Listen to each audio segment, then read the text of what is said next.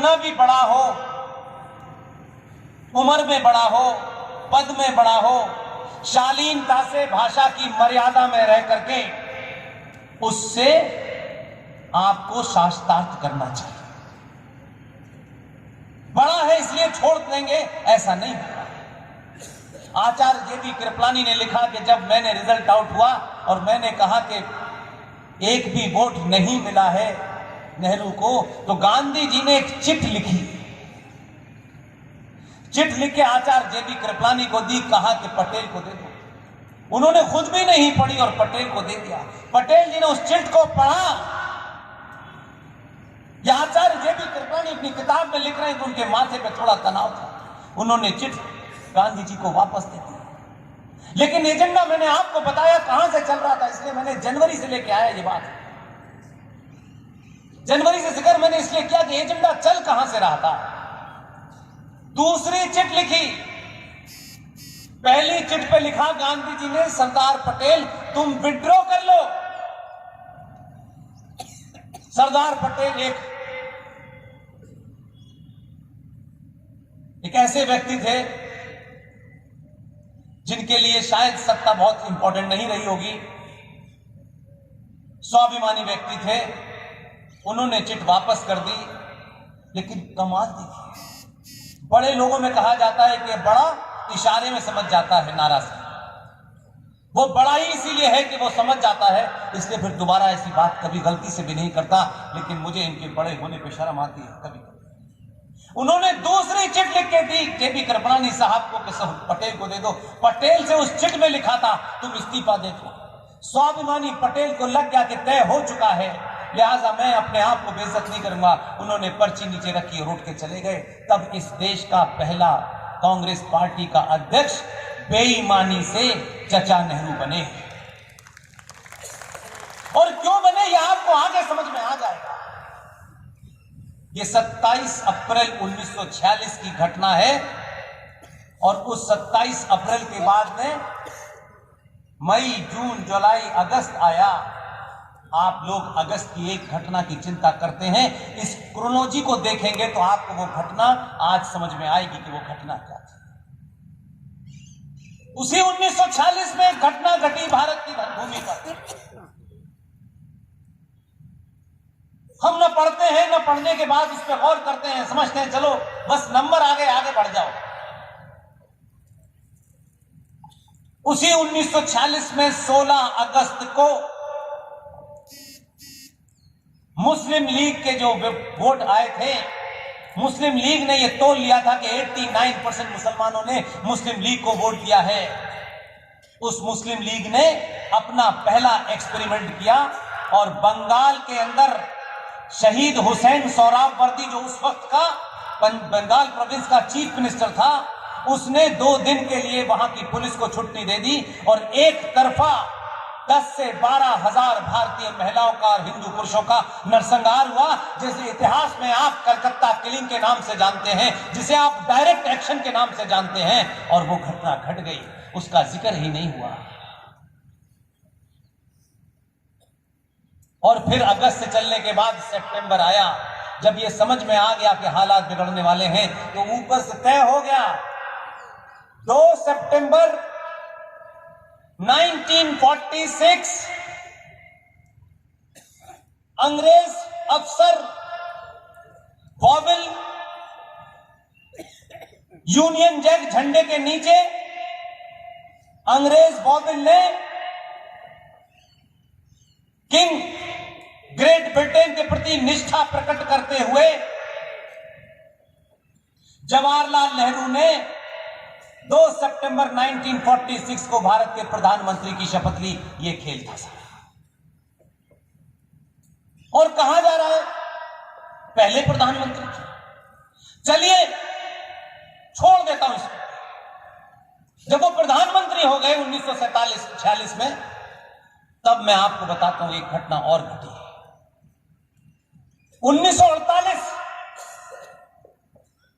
1948 में क्या हुआ कि जो 1947 में कि जो ब्रिटिश इंडिया का आखिरी वॉइसरॉय था, 15 अगस्त 1947 से पहले जो ब्रिटिश इंडिया का आखिरी वाइसरॉय था, वो 15 अगस्त 1947 को भारत का पहला गवर्नर जनरल बना। और क्योंकि वो गवर्नर जनरल बन गए थे, इसलिए 48 आया, 48 तक माउंटबेटन साहब को भूटान का गवर्नर जनरल बनाया गया। तो भारत का प्रधानमंत्री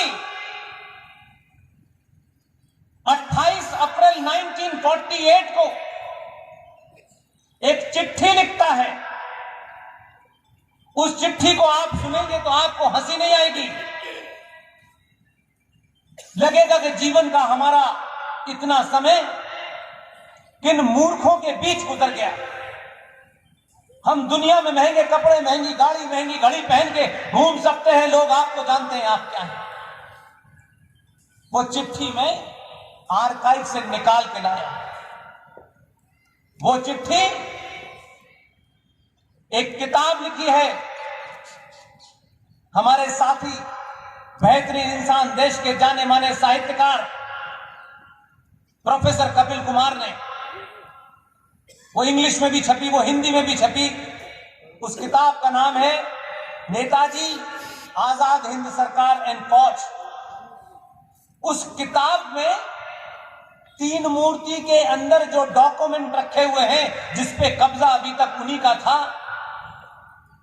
इसलिए ये वहां से फैक्ट नहीं निकले और उन डॉक्यूमेंट्स को निकाल के लाए। वो डॉक्यूमेंट है 28 अप्रैल 1948 का।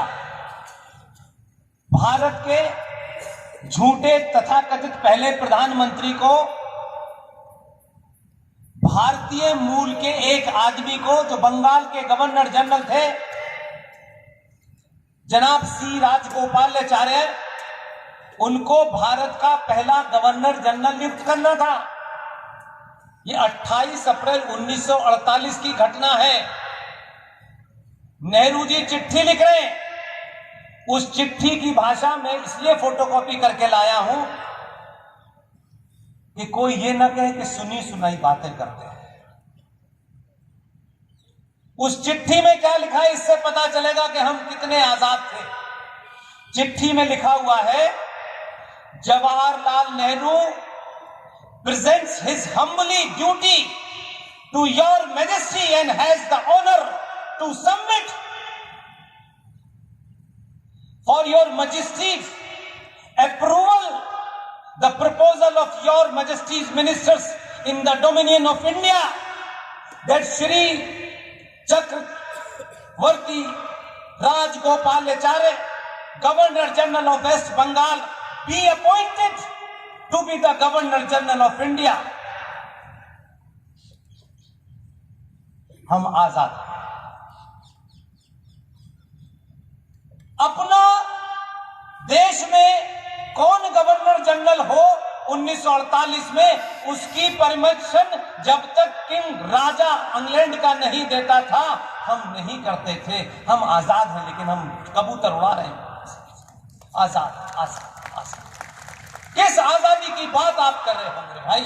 अभी तो यह सिलसिला शुरू हुआ है, बहुत दूर तक जाएगा। अगर मैं ये कहता हूं कि 15 अगस्त 1947 को भारत आजाद हुआ था, तो मैं इसलिए पूछता हूं भाई, बहुत जिरे बहस चाय खानों पे, ढाबों पे हम बड़ा समय बर्बाद करते हैं। कुछ ये समय अपनी बेटियों और बेटों के साथ करेंगे तो जो पाप, जो जघन्य अपराध हम अपने साथ 70 साल तक लेके जिए हैं, अगली पीढ़ी कम से कम उससे बच जाए। ये बातें उनके बीच में करिए। सीरियल देखिए, आपको सीरियल देखने का शौक है, खूब देखिए, कोई दिक्कत नहीं। इसलिए भारत का संविधान, ये संविधान ऐसा बना और ये हुआ, और हजारों बातें उस संविधान के बारे में होती हैं। हमको बता दिया गया, मैंने वही कहा। जिनको इंटरेस्ट नहीं था ये सुनने में, उन्होंने नहीं सुना। उन्होंने आपके संसद में बैठने वाले दलालों को खरीद लिया। उन्होंने लड़ाई नहीं लड़ी कि हम 303 लाएंगे तब हम ये काम कराएंगे। उनके फलसफे में कल नहीं है, आज है। इसलिए उन्होंने संविधान को कहा अच्छी बात है, होगा, रखिए, रख दिया साइड में। और जो वो चाहते थे, आपके कायरों ललालची दायरों को खरीदा और चवन्नी चवन्नी में आपके लोग बिके। कौन किस पार्टी में था, किस पार्टी में, सवाल मत पूछिए, बहुत तकलीफ होगी आप लोगों को। संविधान संविधान संविधान, भारत का संविधान 1935 गवर्नमेंट ऑफ इंडिया एक्ट की फोटोकॉपी है। इसमें भारत के राष्ट्र के बारे में, यहां की परंपराओं के बारे में, यहां की मान्यताओं के बारे में, यहां की सेंसिटिविटीज के हिसाब से कानून बनने चाहिए थे, वो है ही नहीं। आप संविधान को ढो रहे, इसलिए आप नहीं पूछते, क्योंकि ये पूछने से वोट नहीं मिलता है। और वोट लेने वाले भी 70 साल में ये नहीं बताते कभी आपको एक आज भाषण इस पे दे दें, दुनिया का भाषण देंगे। आज भी भारत के संविधान में 1861 और 1860 का पुलिस कानून चल रहा है। आपको पता नहीं है, क्योंकि आपको पढ़ना नहीं है, वोट मांगने वालों को बताना नहीं है, और जो तथाकथित ज्ञान बांट रहे हैं उनको इन बातों से क्या मतलब है। भारत माता की जय कहो, सब समाप्त हो जाएगा। और आप इस पुलिस वाले के ऊपर जो थाने में बैठा हुआ है, आप रिपोर्ट लिखाने जाते हैं, वो रिपोर्ट नहीं लिखता, तो आप इसको कहते हैं ये बिका हुआ है। ये बिका हुआ नहीं है। ये रिपोर्ट किस आईपीसी के तहत लिखे, इसको पता ही नहीं है। जो पुलिस 1860 और 61 के कानून से गवर्न आज हो रही हो, 1860 में जो कानून बना था वो अंग्रेजों ने अपने लिए बनवाया था। ये पुलिस के थानों का निर्माण कब हुआ? हम पुलिस को गाली दे देते हैं, पुलिस वालों को गाली दे देते हैं, बगैर ये जाने कि भैया ये वर्दी उतारने के बाद हमारे मोहल्ले में कोई शर्मा जी का, कोई वर्मा जी का, कोई सिंह साहब का बेटा ही है, ये कोई जापान से नहीं आया। लेकिन उसकी वर्दी की मजबूरियों को कभी नहीं पूछा हमने। बड़े बड़े ज्ञानी हैं कि क्या होता है कि वो हमारे समाज में रहता है, सब कुछ है, लेकिन रिपोर्ट लिखते वक्त वो बेचारा नहीं लिखता, तो आप उसको दुनिया की गालियां दे देते हैं। ये बिक गया है, ये खाऊ है, ये फलाना है, ये धमाका है। लेकिन इनसे पूछा भाई कि ये रिपोर्ट लिखे किसमें?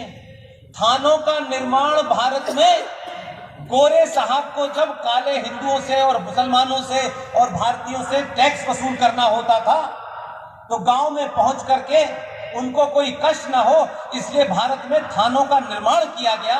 और इस पुलिस को ले साथ लेके जाते थे कि अगर हिंदुस्तानी टैक्स न दे तो ये उसकी धुनाई कर दे और वो टैक्स दे। यानी अगर आज की भाषा में कहें तो अंग्रेजों ने इन्हें उगाही के लिए तैयार किया था। अब अंग्रेज चले गए, इनको आपने बताया नहीं, बेचारे आज भी उगाही कर रहे हैं। पहले उनके लिए करते थे, अब जो उनकी जगह आ गए उनके लिए करते हैं। इसका तब भी कोई कसूर नहीं था, अब भी कोई कसूर नहीं है। इन पे थोड़ी दया खाओ, ये अपने ही बहन बेटे भाई हैं। हमारी ड्यूटी 1 घंटे एक्स्ट्रा ऑफिस में हो जाए तो एक्स्ट्रा टाइम। मैंने अपनी आंखों से, जहां मैं पैदा हुआ हूं, जहां 2-2, 3-3 साल तक दंगे होते थे, अपनी आंखों से देखा है, इसलिए सार्वजनिक मंचों से कहता हूं। 70-70 घंटे ड्यूटी पे खड़ा है, 40-40 घंटे ड्यूटी पे खड़ा है। ये इंसान नहीं है, ये मशीन है। ये 40 घंटे भी खड़ा रहे और आप अगर कर्फ्यू तोड़े तो ये आपसे के मान्यवर महामहिम भारत के नागरिक, आप धारा का निषेध कर रहे हैं, आप जाइए। 40 घंटे ड्यूटी करने के बाद दिमाग खराब हो जाता है, ये डायरेक्ट लठ मारता है। इतनी इसकी सहन शक्ति समाप्त हो चुकी होती है। ये सोते नहीं है, टॉयलेट नहीं जाते, लेकिन नेताजी आ रहे हैं, शाम को आएंगे, दोपहर से लठ लिए खड़ा है 32 डिग्री टेम्परेचर। अगर नेताओं को इतना ही खतरा है तो नेता बनते क्यों यार? नेता भी बनेंगे, वोट भी लेंगे, लेकिन पुलिस लगा देंगे यहां से आता। कल मैं आपके यहां रहा था,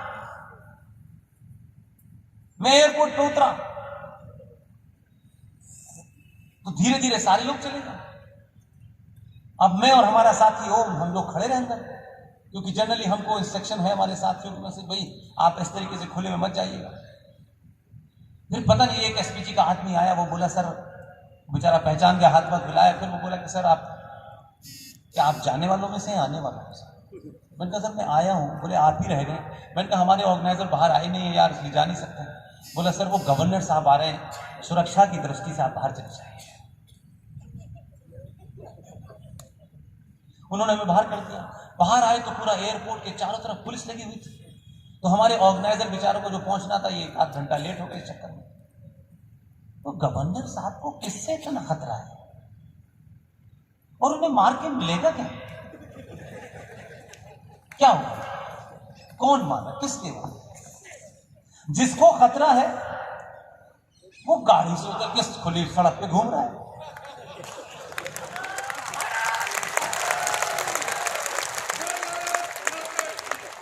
सुरक्षा कर्मियों द्वारा अगर किसी को बचा लिया गया होता तो ना केनेडी मरता, ना इंदिरा मरती, ना राजीव मरते। ये बड़ी गलतफहमी है कि सिक्योरिटी फोर्सेस किसी को बचाती है। सिक्योरिटी फोर्सेस समाज में एक मैसेज देने के लिए खड़ी होती है। जो आपके बीच में से निकल के आता है उसका कवच 95 करोड़ सनातनी बन जाता है। अपने आप को वो बनाते हैं। इसलिए मैंने कहा कि जो आज आपको समझा रहे हैं सारे धर्म बराबर हैं, उनकी जरा कथा तो सुन लिए जिन्होंने कहा Islam is religion of piece. और मैं पीस को वहीं से शुरू करता हूं 632 से, जब प्रॉफिट मोहम्मद साहब इस दुनिया में नहीं रहे, जो कहते हैं हमने मोहब्बत से, हमने प्यार से इस्लाम का सैलाब फैलाया और 65-70 देशों में इस्लाम फैल गया। क्या कमाल! यही नहीं फैल पा रहा है, बस बाकी सब जगह फैल गया। उस इस्लाम के बारे में उनकी शान में कोई गुस्ताखी ना हो, क्योंकि उनका अजीब स्थिति है कि कोई काफिर अगर इस्लाम के बारे में बात करेगा तो गलत करेगा, और उन्हें लगता है कि क्योंकि वो पैदाइशी हिंदू थे, आपने अननेसेसरी कैंची का आविष्कार किया और वो मुसलमान हो गए, तो वो उनका गुस्सा है, तो उनकी नाराजगी हो सकती है कि भाई हिंदू क्यों बात करेगा। हमने तो रामचरितमानस से लेकर, सीता से लेकर के, राम से लेकर के, हमने तो सिर्फ यही नहीं करा, हमने तो कहा कि भगवान मर्यादा पुरुषोत्तम राम कौन थे, सीता कौन थी, उनके बच्चे कौन थे, राजा कौन थे। हमने तो सीरियल बना के कहा कि दुनिया देख ले कि हम ये थे, ताकि कोई कंफ्यूजन ना हो। और अगर वो ये मानते हैं कि 95 करोड़ सनातनी हिंदू इस्लाम के बारे में नहीं जानता, भाई नहीं जानता, मान लिया नहीं जानता, क्योंकि आपने बताया नहीं। तो इन भोले भाले 95 करोड़ सनातनियों को अगर इस्लाम के बारे में कुछ बताना है, आजकल डिजिटल मीडिया का जमाना है, वर्चुअल जमाना है, एक सीरियल आप भी बना दें ताकि हर घर में हिंदू समझ ले मोहम्मद साहब कौन थे, उनके परिवार पे विवाद ना हो, और परिवार पे विवाद हो तो मेरी बहन नुपुर शर्मा को अंडरग्राउंड न जाना पड़े, कन्हैया की गर्दन न कटनी पड़े। इसलिए सच में एक बार तुम बता दो देश को, दुनिया को, कि भाई वो क्या था। और क्योंकि आजकल विजुअल का जमाना है, आप भी बना दीजिए, अपने ही कैरेक्टर सारे रखिए, मुसलमान से लिखवाइए, किसी मौलवी से स्क्रिप्ट लिखवाइए, कैमरा भी इस्लाम का रखिए, कोई हिंदू का मत रखिए, पता नहीं काफिर उसमें क्या गड़बड़ कर करिए ना। ये भोले वाले हिंदू पता नहीं रोज बेचारे इस्लाम के बारे में कुछ जानते नहीं है, आप बताते नहीं, एक मौलवी कुछ कहता है, दूसरा कुछ कहता है, तो इनको भी इतिहास पता चल जाए। आप जोधा बाई के ऊपर तो फिल्में बनाते हो, एक आध बना दो ना 4, 6, 10 घंटे की, हम देख लेंगे, और उसके बाद अगर कोई कुछ कहेगा तो आपका गुस्सा होना चाहिए। लेकिन बताते हमको हो नहीं, दिखाते हमको हो नहीं, हम तो नाराज ही नहीं होते। तुम राम पे कीचड़ उछालो तब भी राम छोटा नहीं हो सकता। इसलिए प्रॉफिट मोहम्मद साहब के दामाद अली की हत्या मस्जिद में ना तो आरएसएस वालों ने की, ना विश्व हिंदू परिषद ने की, ना बीजेपी ने की और न बजरंग दल ने। उनके दामाद अली की हत्या फजर की नमाज यानी सुबह 4:30 बजे की नमाज में, जब वो नमाज पढ़ने मस्जिद में गए तो उनकी हत्या किसने की ये तो बताओ। उनकी बेटी फातिमा, अली के पति, अली की बीवी, मोहम्मद साहब की इकलौती बेटी फातिमा का घर में आग लगा करके किसने उनकी हत्या की ये तो बताओ। तब तो हम समझ में आएगा कि Islam is a religion of peace है कि नहीं है। प्रॉफिट मोहम्मद साहब के नवासे, अली के बेटे, फातिमा के बेटे हसन हुसैन की हत्या करबला के मैदान में जमीन पर लिटा करके, गर्दन पकड़ करके, कलमा पहला दूसरा चिल्ला चिल्ला के पढ़ने वाले और गर्दन को करने वाले भी मुसलमान थे। ये हमने नहीं की, ये तुम्हारे लोगों ने की।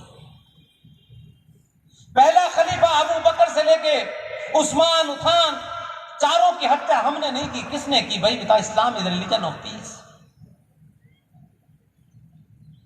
तुम जो काम तब कर रहे थे वही काम आज तुम चाहे राजस्थान में कर रहे हो, चाहे झारखंड में कर रहे हो, तुम वही काम कर रहे हो क्योंकि तुम सच का सामना नहीं करना चाहते। सच से क्यों डरते हो भाई? तुम्हारा जो सबसे बड़ा, जिसे तुम अपना हीरो मानते हो, जिसे तुमने पहली बार दुनिया को एक नई ड्रेस दी कि पजामे के ऊपर कोट पहना जा सकता है और कोट पर टाई लगाई जा सकती है। अद्भुत कॉम्बिनेशन है। और अंग्रेजी में कुरान पढ़ाता है भाई, ये उसका कहना है जो हमारी बहन नुपुर शर्मा ने कहा। इसलिए देश में जो नुपुर के साथ नहीं वो भारत हिंदू राष्ट्र का गद्दार है, वो हिंदुओं का गद्दार है। जिसमें हिम्मत नहीं कि नुपुर शर्मा के खिलाफ बोलने वालों के, अगर वो ये उनको कह भी सके कि नुपुर हमारी बेटी है, हमारी बहन है, उसने सही कहा है और उसने आपकी किताबों को कोट किया है, और इतने डर गए, मुंह बंद है अच्छे ठेकेदारों का। कमलेश तिवारी ने आप पर टिप्पणी की थी। कमलेश तिवारी भी हमारा भाई था। कमलेश तिवारी की हत्या पे गम क्यों नहीं है आपको? आपको शर्म हो सकती है, पुष्पेंद्र कुमार को नहीं है शर्म। आप क्या देख के लोगों का दुख जानते हैं? मैं नहीं जानता। अगर आप ये कहते हैं कि हम हिंदू हैं तो कागज पे लिख के हिंदू नहीं होता।